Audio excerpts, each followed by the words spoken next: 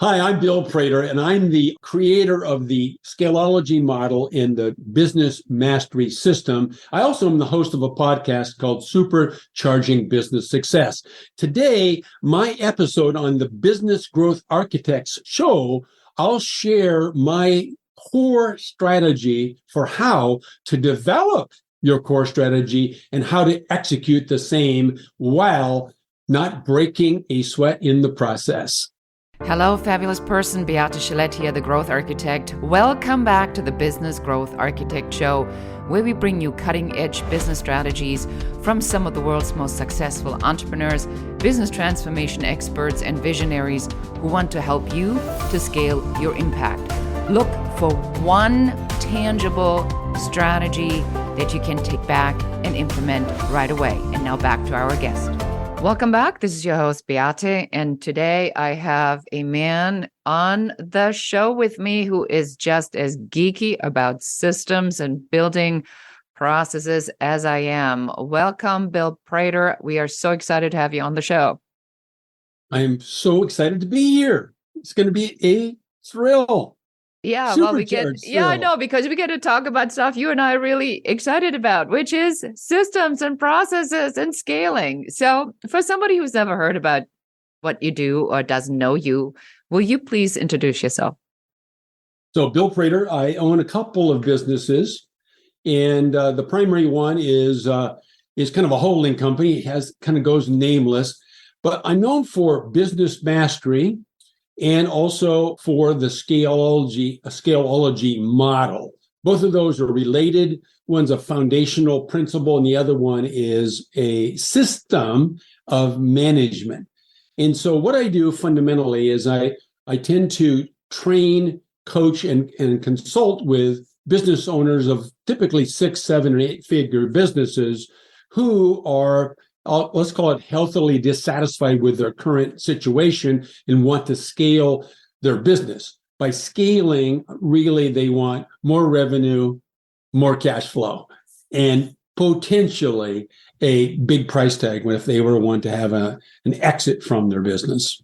And a little bit of freedom, I suppose, that goes in there as well, even though Along the way, yes. Yeah, although I do know that is easy said and then often very difficult to execute for a lot of business owners because they have such attachment to their baby, this beautiful child of theirs that performs all these crazy, wonderful tricks. And then one day they're going to have to let that go. And that is anxiety in itself. So let's talk about strategy. So as a fellow strategist, what is strategy to you? How do you describe it to your clients? So I find that if we can have alignment from top to bottom in a business, so by bottom, I mean the day-to-day work, and by the top, let's call it a vision or a long-term goal or dream. And right below that comes strategy. And strategy is really pretty much a decision about what you're going to do with no idea or need to worry about how you're going to go about doing that strategy. So strategy is what you're going to do to get where you want to go. It's kind of the next step. So it's a higher order bit. So a strategy shouldn't be too detailed. It should be able to be articulated in a sentence or two.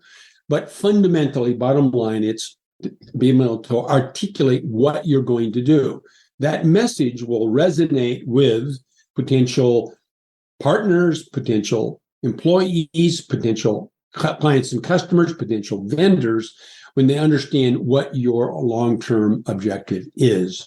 So you said that the strategy needs to be explainable, ideally in one sentence. Now, I have heard a lot. I have not heard that. So I want to dive into that a little bit more with you, because is it possible to make a strategy so simple that it's like explainable in one sentence?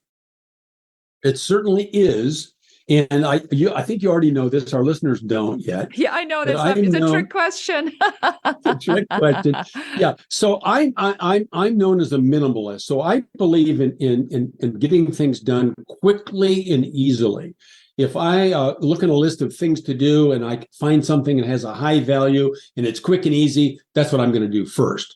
So everything, if we can do everything with the least amount of effort, the better. So strategy. Now, strategy, if in theory, according to the books and to the business schools, if you want to do it right, you need to set aside 3 or 4 days, sit down with your team and hammer out strategy. I like to simplify that. And I believe that you should spend a little time and list all of the alternatives that you should do. So we can, if you will, let's talk about growth strategy or growing our business strategy. So if we want to do that, there's a variety of ways we can do it. For example, our strategy could be one of acquisition. So we can decide our strategy is to acquire other people. That's one sentence, acquisition strategy. So if you develop a list, and then step 2 is to cross everything off but one, most people, without me telling them in that kind of a meeting, will naturally write strategies down as a sentence. Because can you imagine writing pages and pages and pages, number 1, pages and pages and pages, number 2, pages and pages, number 3, people don't do that naturally. So they'll, in their mind, to simplify things and write down a sentence. Our strategy is to grow with acquisitions. Our strategy is to grow with paid Facebook ads. Our strategy is to grow with SEO organically, etc. So those are a few examples of single sentence strategies. Yeah, I like this a lot. I think that sometimes when people get into strategy, they have a tendency to really overcomplicate things. And the strategy is, and I like that you said that, really designed to make things easier and to make it easier, understandable, and to tell other people what that strategy is. So I had a case where I spoke to somebody who's looking for venture capital. She has no sales. So she got really deep into the finding VC money trap, where it looks amazing on paper. And then when you have X, your valuation goes so quickly to $1 billion, and then you'll sell like 250,000 units, and it's going to take you 8 months to get there. And then you and I will look at this and we go like, nah, that's not going to happen. You know, it looks great on paper if you are having an ideal case wonder child scenario. And we see in the market what these wonder child scenarios oftentimes play out as smoke in the air. So let's talk about if somebody is not with a team, if somebody is having a small team or even a solopreneur, right? How do they find a strategy, Bill? Well, we'll get a little bit more detail in some of this soon, but it's actually simpler if the number of people, if you will, in the room is smaller, because you have less noise from people that want to be able to get their idea out on the table. And we've got to give people, if there's several people in the room, I'm wiping up from water I spill on my keyboard. That's why I was looking so distracted. But if you want to make sure that everybody gets a chance to be able to verbalize their, if you will, their idea. But that's fine. You just take the time to do it, because we need to make sure somebody's not sitting around disengaged, wanting to get their idea heard. But as a solopreneur, it's the same approach. And that's why we need to start with a vision or a dream, because it is unfortunately far too often that business owners of all shapes and sizes, but particularly smaller business owners who may have never had a business before, they tend to go in random directions. They go in random directions because they get attracted to various new ideas that show up. But if you can begin with a dream of the future, then that gives you a general direction. So then the next question is, well, what are you going to do to close the gap between that vision and now? And that's the strategy. What are you going to do? So step 1 actually is to create a vision. Again, a vision can't be a single sentence, because it's a dream. You never describe it. I wouldn't say, hey, Beate, I had a dream last night about battleships. And you'd want to know more. So a vision I like visions as a story.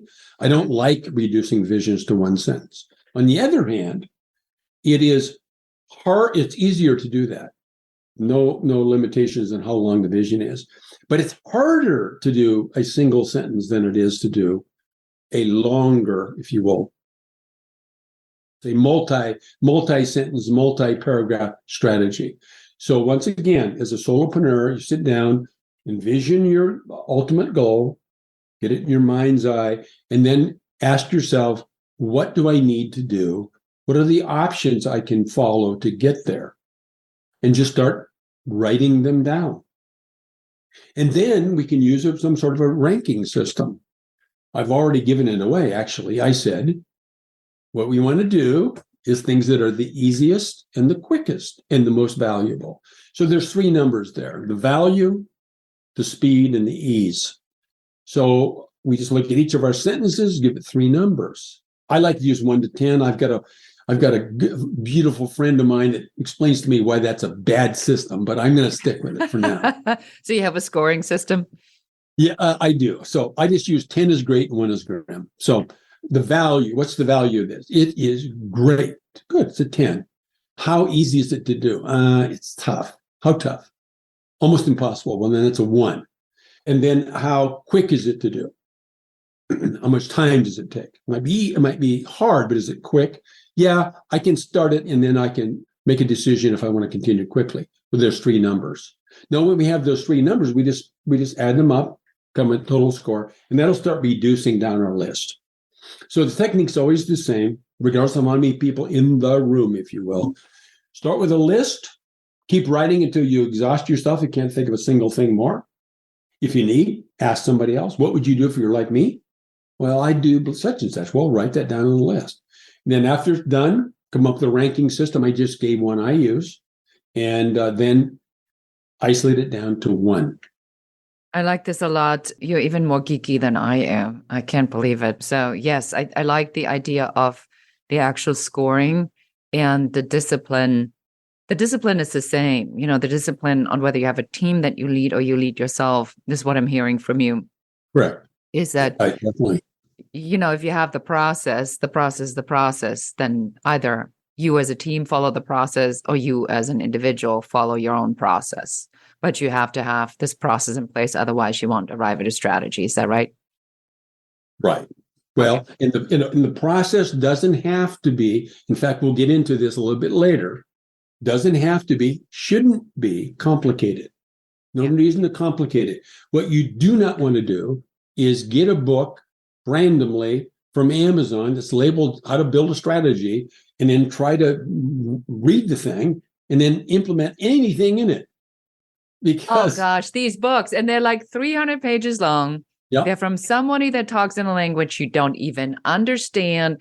They talk about things that are completely foreign to you. They're not broken down into simple things. I'm so there with you. I mean, even for people like you and me who do this for a living, sometimes when we read some of that stuff, we go like, why are you making this so difficult? Definitely. Yeah. All right. And we will be right back after this message with more from Bill Prater and on business mastery and his scaling secrets.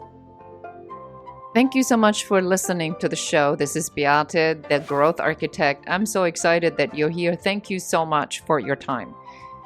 Have you ever wondered why your business is not growing as quickly as you would like it to be?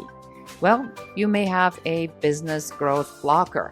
And if you'd like to find out what that business growth blocker is, go and take our brand new quiz at growthblockerquiz.com. And in only a few minutes, you're not just going to find out what that blocker is, but also what to do about it. Again, go to growthblockerquiz.com. And now back to the show. Welcome back. Bill and I talking about our favorite thing is building business strategies and systems. So Bill, we talked about strategy in general, about your idea of keeping it as simple and as implementable as possible. So let's talk about what is your favorite strategy you want to share with us today. So my favorite strategy, now, by the way, we're talking about growth strategies. So you mentioned earlier that you had a conversation with somebody who was looking for venture capital. Potentially a financing strategy is another kind of a strategy. So you should have, in fact, a a core strategy and then several sub-strategies. But for now, for our purposes today, we're talking about a growth strategy. So that being said, I forgot the question. That's how many strategies there are. So let me just recap the favorite strategy. Yeah, because I want to just recap this here really quickly, because I think this is really critical, because I say this all the time. The entire purpose of this show, the Business Growth Architect Show, is because I find that a lot of people, when they hear the word strategy, they think it's like this one extraordinarily complicated strategy with spreadsheets and organizational charts and system workflows. And I think that's BS. I mean, that's great if you can do that. But for the reality of it is that you have to have one main strategy. Where are we going? That's driven by your vision, which is what you said earlier. And then you need to reverse engineer that and say, how many different pieces of other strategies fall under this main strategy? Because there is a sales strategy, a conversion strategy, a marketing strategy, a client attraction system strategy. There is a whatever, there could be 10, 15 at the same time that are going on in different elements.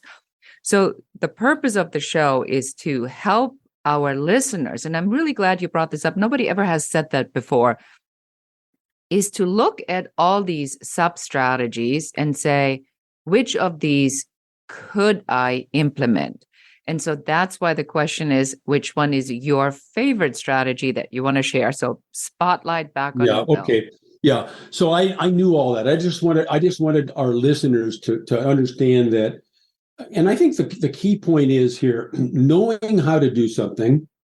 You and I, Beate, know how to do strategy, for example, in a very exotic, long-term, sophisticated way. It's not totally BS to do it that way. It's often valuable. But we don't need to do that. What we need to do is to figure out something that's possible to work and then get it working. And I like to think in my mind that for most of our listeners, if they have in their mind, what's the fastest path to the cash? In other words, how can I get cash in my business quick? And the strategy I like best is what I call a 3 and 3 strategy. It's a growth strategy called 3 and 3. And what we're going to do is we're going to grow 3 things by 3%, which allows us to triple our monthly revenue in 1 year. And then we can do it again the second year, grow 3 things at 3% and triple our monthly revenue, and in 1 more year. And that's pretty neat. And by doing that, I have helped many $100,000 per year and lower entrepreneurs get within 2 years to 7 figures. All right, so let's walk this through. You do that by having a strategy. Yeah.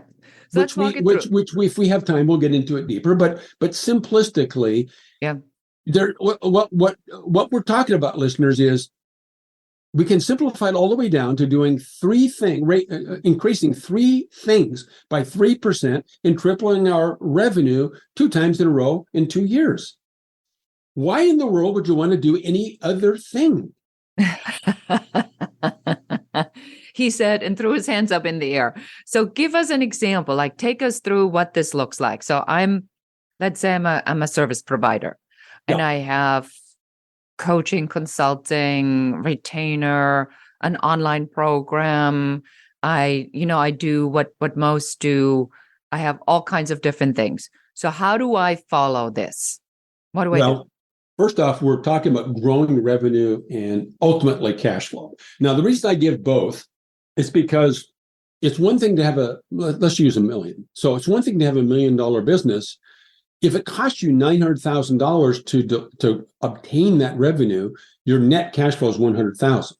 Nothing wrong with $100,000. I don't mean that, but it's much better, for example, to have $1 million business with $100,000 in cost and netting $900,000 between those two. That would be the better choice. So all service providers and almost all businesses have really, from a business growth standpoint, have three main variables. There's actually a fourth, but for purposes of today, we're talking about three. Number one is the number of customers, the number of clients that are purchasing from us. That's a number. All of our listeners have that number. And they can use a time frame, let's just say a year. So over the last year, how many people bought something from you? That's a number. Write it down. Number of customers equals blank. That's factor number one. I call these vital factors. Caveat, P.S., extra bonus. I'm a giant fan of focusing on the vital few and ignoring the trivial many. A lot of people will say, well, it's just another slogan. It is another slogan. Well, here's what I mean by that. If you take the human body, a lot of people think, it's really great having a left hand or a right hand. Fact is, they're not vital. And that'll shock some people. And I said, well, actually, either's your whole arm or your leg. I mean, there are lots and lots and lots. I have many friends that are missing serious body parts, thyroids, for example, and perform at a very high level. On the other hand, no one can exist without a brain. No one can exist without a heart. Those are vital. So once you start thinking about your business from a vital standpoint, as opposed to nice to do, it's nice to go on somebody's podcast. It's nice to have a podcast. It's nice to go on a webinar and buy that shiny thing that was promoted to you, but they're not vital. What's vital is factor number one, how many customers do you have? So sorry for the preaching.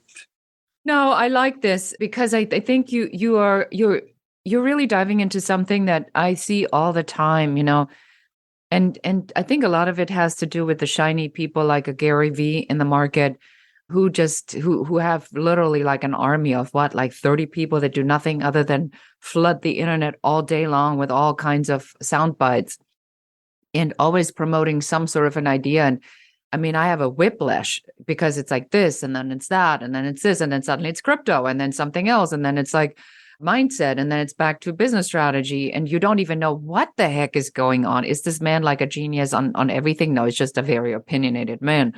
But the way where it hurts business owners, where it hurts most business owners, is that there is a cadence on how business works.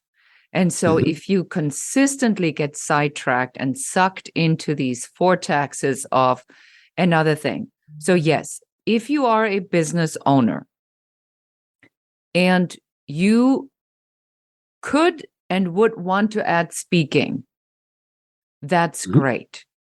And you can and do and you can add that. But unless you have a strategy how the speaking actually helps you to build that business under this main strategy, we talked about this, the main strategy, the vision, right? Create a sellable piece, and then take that down to the pieces of what are the sub-strategies of that. And the sub-strategies of that now are that we are saying we're adding speaking, but then you do need to build the bridge how the speaking helps the business. So if you say there's three things you need to pick that you increase by 3%, then could you use speaking as a lead generation to then find more clients by, to stay with your example? So if you, let's say, had 10 clients, then would speaking help you to get 3 more clients and you've achieved your goal? And then you had a purpose for adding that. But the shiny object thing, in my opinion, is such a distraction, because you go like, yeah, that would be a good one, because the way they position this is as a single island that's not connected to anything else. And I think that's the challenging part for most business owners, is to pull these pieces together. What do you say about that? Well, you and I have talked about this before, but our listeners haven't heard us talk about this. So Gary V, which is a placeholder for us to describe, if you will, what's called the internet marketing gurus. All right.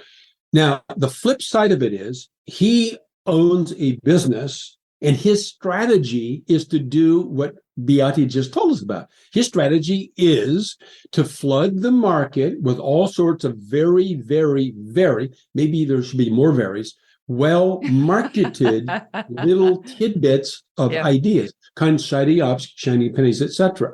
Now, here's the thing. In and of themselves, I don't know for sure, but I'll go so far as to say, most likely they're all very, very fine ideas. The point Beate is saying is this particular great idea the appropriate one for you now? Now, for Beate and for Bill, the answer is yes. We use speaking, as we're doing now, as a part of our overall strategy. It's not the only thing we do, but it is one thing we could either do or not do. It isn't vital. It's an alternative to it. So we're not saying that these individual things that you may see are not that good. They are good, most likely. It's just you've got to figure out a filter which lets you decide whether or not it is the thing for you to do now. How do you do that? I mentioned alignment earlier. So it's an action to buy, invest in this particular thing. It's at the bottom of the stack. At the top of the stack is vision, then strategy, then some supporting strategies, then tactics or plans, and then goals, and then control system of some sort, and then the actions. So when you look at something, whatever in the world it is, let's use speaking, how to be a stage speaker, how to get booked on stage, whatever. Then you just say, how is this connected to some goal I have this month? Is this connected to my plan that I put in place for 2022? Is this connected to the strategy that I have for marketing and sales? Is this connected to my overall strategy? Is it connected to my vision? If the answer is yes, probably something you should do. Yeah. But the chances of being yes are 1 in 100, 1 in 100. So the probability is 99 times out of 100, you should be saying no to the things you're seeing. That is so good. Yeah. I mean, look, I give you another example to make this really tangible. So we had said we wanted to add a quiz to our lead generation. Yeah, so beautiful. That's a great example. Yeah. So we signed up for the top dog in quizzes in the market. Is a gentleman by the name of Ryan Leveresk, who does a phenomenal job. He does this better than anybody else. But he's a geek. So I feel like I'm a little geeky when it comes to system. I am a virgin compared to him. I mean, he has geeked this out so much that you literally by now need a degree to do this. So, but we knew we were going to want to do this. And then I signed up for it, but I signed up for it way too early because the offer came at that time. We weren't ready for it. So I'm paying for this for literally 9 months before I arrive with my business in my overall strategy at this point where now it's my time to actually implement the strategy. So we launched the quiz. It's generating leads. It's doing exactly what we wanted to do. But we also knew that building a quiz would mean that we have to reverse engineer everything on how we offer it based upon what the results of the quiz would be, right? So I think this is the second piece I want to really encourage our audience today to pay attention to, is that when you move one domino in a stack, all the other dominoes have to be adjusted or moved, because that's just the way it goes. Wouldn't it be nice, Bill, if it would be one thing and we change just one thing and then everything else is untouched? When you change one thing, everything always changes. That reminds me of the story about the butterfly, right? Go ahead, tell us. Well, so when a butterfly flaps its wings, it has repercussions at the other side of the planet.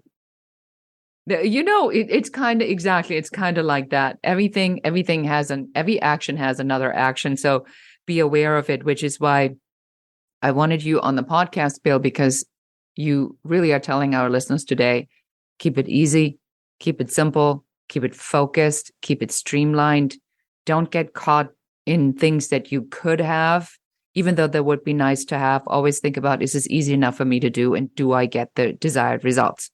So I have one final question for you, and that is, What's in it for you? Are you doing this for impact? Are you doing this for money? Are you doing this to create your own exit?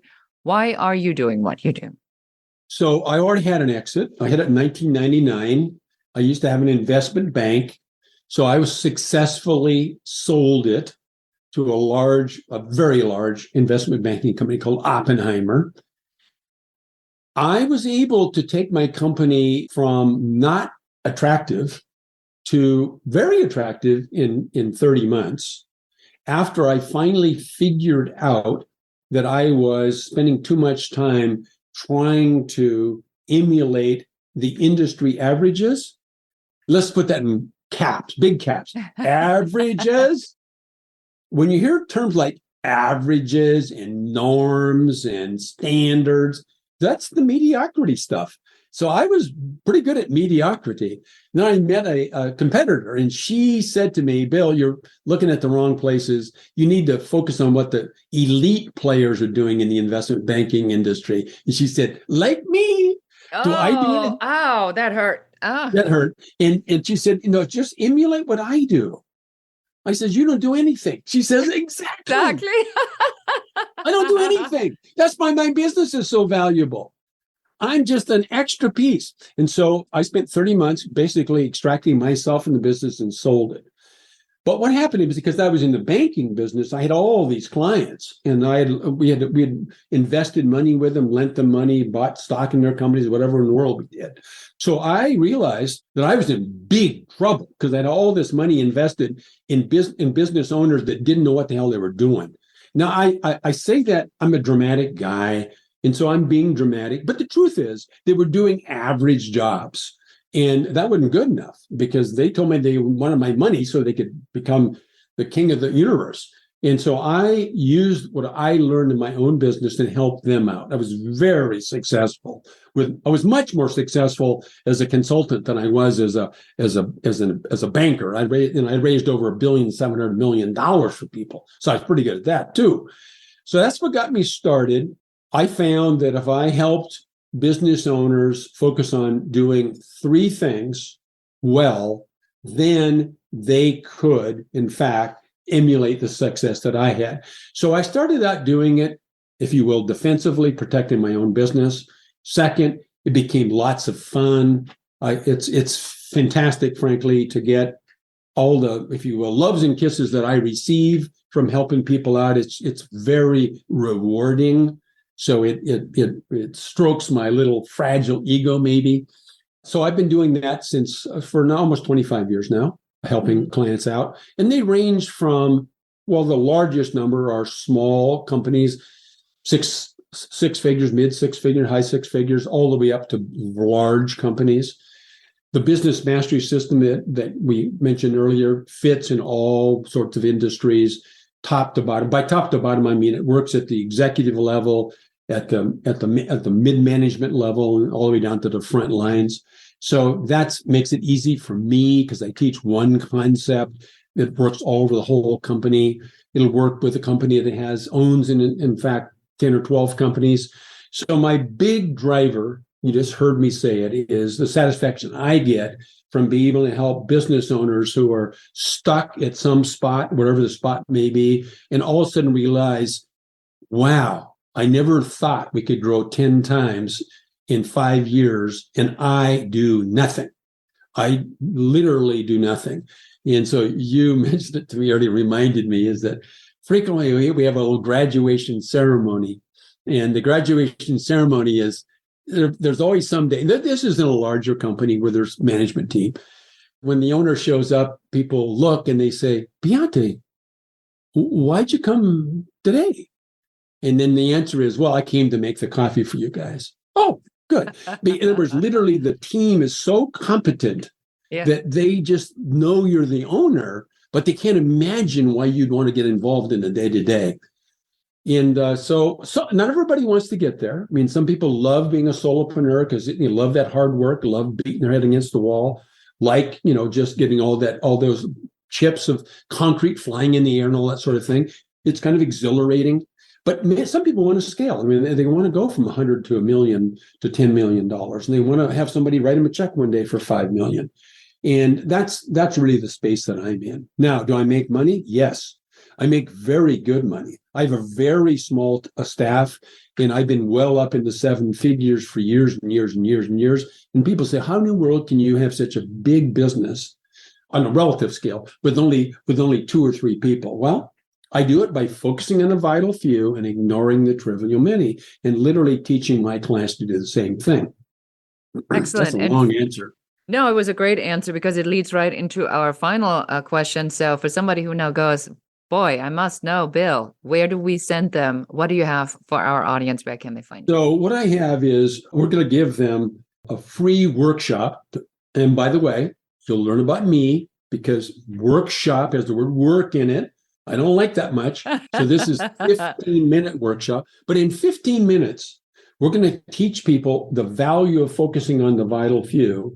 So we're going to teach them how to get a full day's results in 1 hour, day after day after day. And if you just think that through, if you can get 8 or 10 times more done every day than you used to, you're on your way to scaling.